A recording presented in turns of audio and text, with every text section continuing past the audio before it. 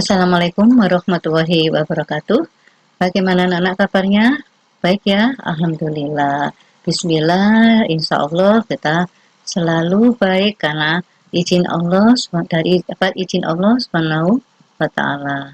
Anak-anak, marilah kita senantiasa bersyukur kehadirat Allah Subhanahu wa Ta'ala sehingga kita masih diberi kenikmatan sehingga pada pagi hari ini, hari Senin tanggal 7 September 2020 ini, kita masih diberi kesempatan untuk bisa bertemu kembali walaupun secara virtual, khususnya di kelas 11 UTKP ini, ya, dalam materi UTK kepegawaian, ya. Tetap semangat anak-anak ya, masih ingat visi dari SMK Wetasim apa? Cerdas, unggul, cerdas, mandiri, berhaluan ahlussunnah wal jamaah. Amin amin ya rabbal alamin. Anak-anak, Ibu lanjutkan materi di minggu yang kemarin ya, pada pagi hari ini, yaitu kita sampai dengan materi pengadaan pegawai negeri sipil atau PNS ya. Pengadaan PNS adalah kegiatan untuk mengisi formasi yang lowong ya, formasi yang lowong. Ini berdasarkan PP Peraturan Pemerintah Nomor 98 Tahun 2000, yaitu tentang pengadaan PNS ya. Bahwa di sini setiap warga negara Indonesia mempunyai kesempatan yang sama untuk melamar menjadi PNS atau menjadi CPNS ya, calon pegawai negeri sipil setelah memenuhi persyaratan yang sudah ditetapkan. Selanjutnya kita lihat ya, pengadaan PNS ini meliputi kegiatan dari pemenuhan persyaratan. Ada syaratnya anak-anak, kemudian ada pengumumannya, ada pelamaran, kemudian kegiatan penyaringan, kemudian pengumuman pelamar yang diterima, selanjutnya pengangkatan sebagai CPNS, selanjutnya penentuan golongan ruang. Selanjutnya pihak baru akan mengetahui penghasilan dari PNS tersebut. Kemudian memasuki masa percobaan. Sekarang kita lihat satu persatu ya anak-anak. Yang pertama, persyaratan untuk menjadi seorang PNS itu apa Bu? Ya ini, kita lihat.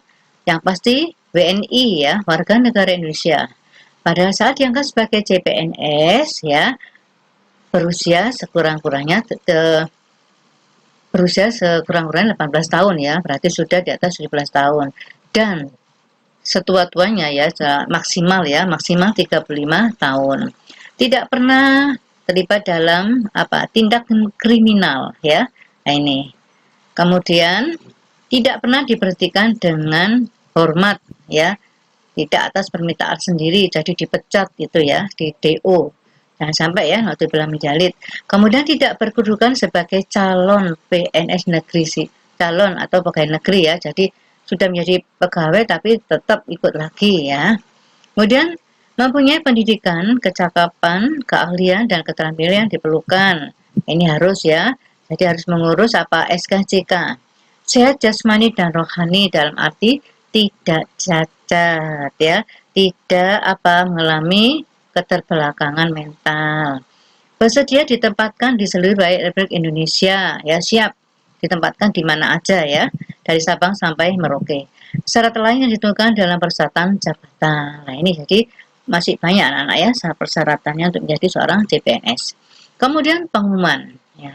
Untuk pengadaan PNS ini akan diumumkan seluas-luasnya melalui media massa. Jadi bisa di televisi, di surat kabar, di internet dan lain-lain ya. Selama-lamanya 15 hari sebelum penerimaan lamaran CPNS tersebut. Kemudian dalam pengumuman dicantumkan antara lain jumlah dan jenis jabatan yang lowong. Jadi dibutuhkan jabatan apa untuk mengisi lowongan PNS tersebut ya, formasi PNS tersebut. Jumlahnya dibutuhkan berapa? Misalnya yang dibutuhkan 10, tapi yang melamar lebih dari 10, bisa 100 orang bahkan lebih ya anak-anak. Jadi ini persaingan ya. Kemudian kualifikasi pendidikan yang dibutuhkan. Jadi persyaratan apa? Pendidikan terakhir mungkin sarjana. Paling rendah mungkin SLT atau sederajat termasuk SMK. Kemudian syarat yang harus dipenuhi oleh setiap pelamar yang termasuk ya kemampuan atau kecakapan ya dan sebagainya. Kemudian lain-lain dianggap perlu, nanti akan dijelaskan saat pengumuman ya anak-anak ya. Kemudian pelamaran ya. Ini ya, surat lamaran ditulis dengan tangan sendiri. Makanya Ibu harap kalian nanti berlatih ya, membuat surat lamaran pekerjaan ditulis tangan. Jadi berlatih menulis tulisan Latin. Karena itu apa? Mencerminkan kepribadian kalian sendiri yang nanti akan ditujukan kepada pejabat pembina kepegawaian ya, dengan melampirkan fotokopi STTB atau ijazah yang disahkan pejabat yang berwenang. Kemudian kartu tanda pencari kerja dari Disnaker ya, warnanya kuning ini ya. Kemudian pas foto menurut ukuran dan jumlah yang ditentukan. Nah, ngomong pas foto ini anak-anak jangan sampai dikasih foto yang editan ya. Memang sekarang lebih canggih ya, fotonya lebih cantik daripada orangnya. Berarti kamera jahat, jangan ya. Kalau diedit ya jangan terlalu lah istilahnya. Sehingga beda sekali nanti. Kemudian penyaringan. Penyaringan pelamar dilaksanakan dalam 2 tahap. Nah, ini ada pemeriksaan administratif. Ya, artinya apa? Ya, form yang harus kalian lampirkan itu termasuk surat lamaran kalian. Ya, ini akan diperiksa dan diteliti. Makanya dibuat dengan sebaik mungkin, serapi mungkin, sesopan mungkin, termasuk tulisannya, gaya bahasanya, urutannya, ya, susunannya, ya. Jadi sesuai dengan persyaratan yang diperlukan. Kemudian ada ujian penyaringan dilaksanakan dengan tes kompetensi sesuai dengan kemampuan. Juga ada tes kepribadian, ya anak-anak ya. Ada psikotes ini. Kemudian dalam usaha menjamin objektivitas ya, objektif berarti sesuai kenyataan. Penyaringan ini ya dilaksanakan secara tertulis ya, karena sekarang banyak online ya, jadi cara apa, internet, menggunakan internet. Kemudian pengumuman pelamar yang diterima ini akan diumumkan ya sesuai dengan lowongan dan kualifikasi pendidikan yang dibutuhkan ya. Biasanya pengumuman nomor peserta yang diterima ya itu dilakukan melalui media massa dalam bentuk lainnya, biasanya di surat kabar atau koran. Itu makanya jangan dibuang nanti kalau kalian ikut tes ya CPNS. Kemudian pengumuman melalui media massa tadi termasuk di sini ya. Nah, ini biasanya diberikan secara tercatat nanti pemberitahuannya ya. Nah, nanti ada pemberitahuan kapan, kepada pejabat siapa, dan batas waktunya untuk melapor. Jadi harus aktif mengikuti berita ya. Kemudian pengangkatan sebagai CPNS, masih calon ya, belum PNS. Ini bagaimana Bu? Siapa yang angkat? Ya ini pejabat pembina kepegawaian pusat dan pejabat pembina kepegawaian daerah. Ya, ini kalian akan nyatakan lulus ujian dan penyaringan ya. Setelah itu ditetapkan diterima untuk diangkat sebagai CPNS. Ya masih C, bukan PNS-nya langsung ya, oleh Kepala Badan Kepegawaian Negara BKKN ya. Itu mendapatkan nomor identitas pegawai negeri sipil atau NIP, nomor induk pegawai ya, menurut tata cara yang ditentukan. Kemudian penetapan pengangkatan CPNS ini sesuai dengan tahun anggaran yang berjalan. Jadi tiap tahun pasti ada peraturan yang berbeda. Ini ya, setiap tahun anggaran ya, penetapan formasi. Nah, ini pasti berbeda. Kemudian dalam pemberian NIP ini pada bulan terakhir tahun anggaran berjalan, pengangkatan CPNS negeri sipil ini berlaku tanggal 1 ya sampai dengan pejaksanaan yang berlaku ya. Jadi harus aktif ya mengikuti berita. Untuk SK atau surat keputusan tentang pengangkatan sebagai CPNS ini diberikan kepada bersangkutan dengan alamat surat sesuai dengan alamat yang diberikan. Artinya akan mendapatkan surat ya sesuai dengan alamat. Makanya alamat itu jangan gonta-ganti ya Pak anak ya, apalagi gonta-ganti nomor HP. Sulit nanti komunikasinya. Kemudian golongan ruang. Apa golongan ruang itu, Bu? Ya ini sebagai dasar penggajian pertama ditetapkan berdasarkan ijazah atau STTB kalian kalau memang sudah diterima sebagai CPNS ya. Ini ya golongan ruang gaji.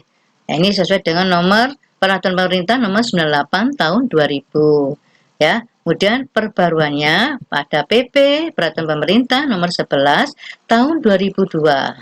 Ya, ini golongannya anak-anak ya. Mulai golongan 1 A, C, A, 2A, 2B ya, kemudian 2C, 3A, 3B, 3C. Kalau 1A ini lulusan SD atau yang setingkat. Ya, tapi ini sudah jarang anak-anak ya. Kalau bisa bahkan sekarang tuh lulus golongan 1 sudah harus tamat dari SMA atau SMK. Kemudian 1C berarti lebih tinggi sedikit ya. Ini lulusan SMP atau setingkat. Kemudian 2A ini sudah SMA atau D diploma 1 berarti sarjana muda. Kemudian 2B ini ya sekolah SGLB ya. Sekolah guru pendidikan luar biasa ya, ini diploma juga ada ya. Artinya sarjana muda jadi tanpa gelar.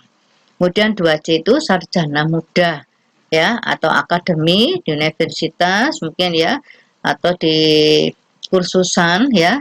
Nah, ini diploma 3. Artinya 3 tahun dia kuliah tapi tidak ada gelarnya. Ini emang anak-anak ya, lebih baik kalian S1 nanti kalau kuliah. Nah, ini Bu, kalau sarjana ya baru menempati golongan 3A. Iya. Tapi sekarang juga ada aturan lagi ya anak-anak ya. Minimal guru SMK itu ada kuliah lagi yaitu S2. Syukur-syukur S3 ya. Kemudian 3B ini baru disebut doktor ya, dokter, apoteker, magister, MM ya. Nah, masa magister. Kemudian golongan 3C sudah dokter, profesor dan sebagainya. Nanti hubungannya dengan apa? Jenjang perkuliahannya anak-anak ya. Nah, kemudian penghasilan. Apa penghasilan? Hak atas gaji CPNS biasanya sebesar 80% dari gaji pokok PNS ya. Berlaku ya bagi yang bersangkutan secara nyata melaksanakan tugasnya. Nah, kalau sudah benar-benar diangkat sebagai PNS ya, kan mendapatkan gaji. Kemudian ada masa percobaan anak-anak, jangan enak-enakan dulu ya. Di perusahaan swasta pun juga ada apa? Masa training ya, sekurang-kurangnya 1 tahun atau lamanya 2 tahun. Jadi ini ada ikatan dinas. Kemudian calon PNS yang selama menjalani masa percobaan dinyatakan cakep ya, baru bisa dipangkat sebagai PNS ya. Ini ya, dinyatakan tidak cakep maka akan diberhentikan dengan hormat ya. Nah, ini yang menyakitkan anak ya, makanya bisa 3A itu diperhatikan konsep attitude, attention, dan actionnya. Anak-anak, materi untuk pada pagi hari ini cukup sampai di sini dulu ya. Tolong dicatat bila perlu yang rapi di buku tulis yang sudah disampul coklat. Kemudian tunggu 2 hari setelah pelajaran ini kita laksanakan secara virtual.